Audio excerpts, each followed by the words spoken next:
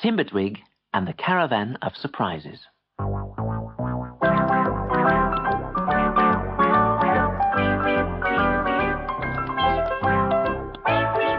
In the little house in the old oak tree, Granny Knot woke one morning with a terrible cold.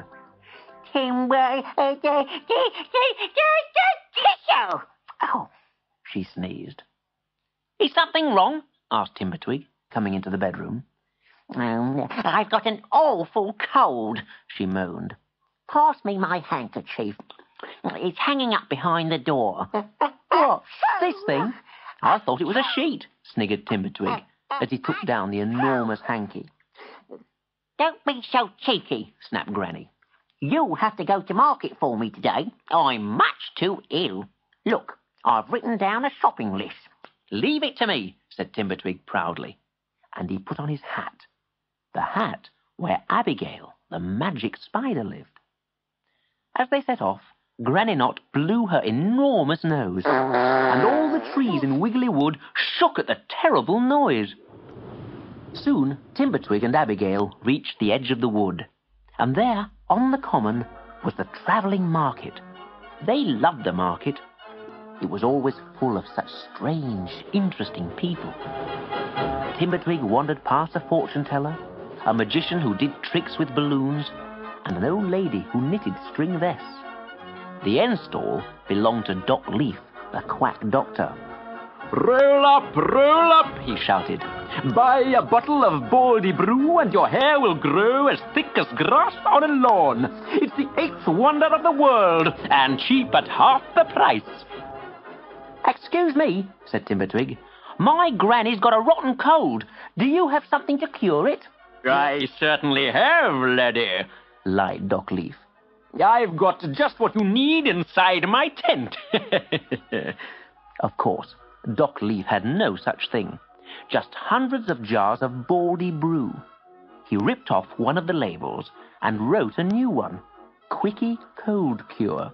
Now you take this home and let your granny sniff it. But whatever you do, laddie, don't let her eat it or spill it on anything.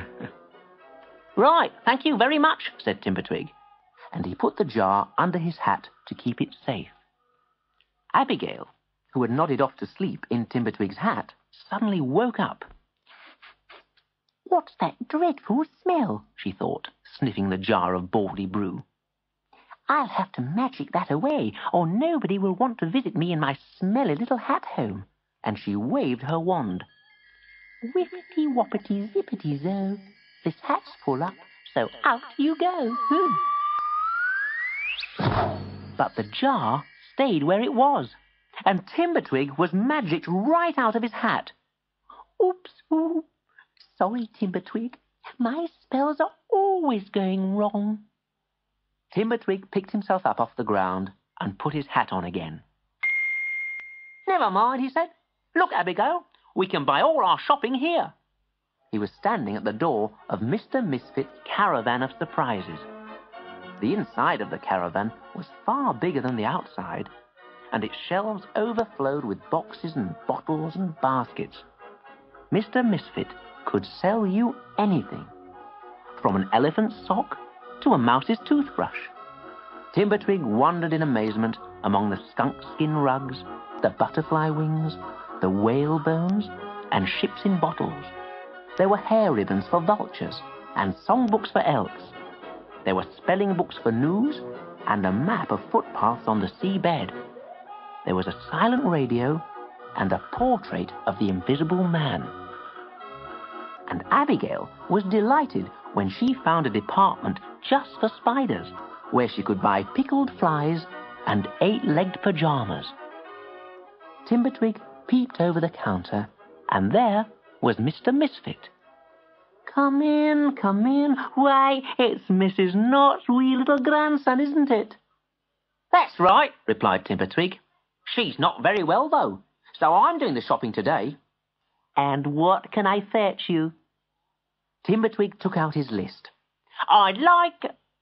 He stopped when he saw that Granny had forgotten to write down how much she wanted of anything. Well, perhaps he could guess. I'd like 2 bags of milk, and a packet of turnips, a sack of butter, and a loaf of bacon. Mr. Misfit giggled. Sliced or unsliced, he said, meaning the bacon. Nice and crusty, said Timbertwig. And half a dozen cabbages and a jar of bread, please. Brown or white? Green, please, said Timbertwig. I thought all cabbages were green. Will that be all? Laughed Mr. Misfit, as he put the last of the order on the counter. Yes, except for a wheelbarrow. A wheelbarrow of peas, I suppose, chuckled the shopkeeper. Don't be silly, Mr. Misfit. A wheelbarrow to carry it all home in. Timbertwig and Abigail headed back to Wiggly Wood. Soon they could see the trees ahead shaking. Granny Knot was still sneezing. I'm back, called Timbertwig. I've done all the shopping. Granny Knot stared at the wheelbarrow over her huge red nose and her huge white hanky. Is there something wrong? There certainly is, she shrieked. What's all this? A jar of bread? A sack of butter? 2 bags of milk? I tried my best, didn't I, Abigail? Of course you did, squeaked the spider, leaning out of the little green door in Timbertwig's hat. You stay out of it, you spindly little creature, snapped Granny. Timbertwig was just going to give Granny Knot the cold cure he'd brought from Doc Leaf when there was a knock on the door. He put the jar down on the table and went to answer it. Being very nosy, Granny opened the jar, dipped the end of her nose into the liquid, and began to blow bubbles. It was Mr. Misfit at the door. He'd brought some flowers for Granny, and a basket of shopping that Timbertwig should have brought home. I was only playing a little joke on you, Timbertwig. No harm done, eh? No! Just then, a piercing scream rang out in the kitchen. Oh, Timbertwig! Help me! Come quickly! Timbertwig and Mr. Misfit ran into the kitchen and burst out laughing when they saw Granny Knot. Her nose was covered in fluffy white hair. Don't just stand there! Do something! She shrieked. Mr. Misfit picked up the jar of Quickie Cold Cure and recognized it straight away as Doc Leaf's famous Baldy Brew.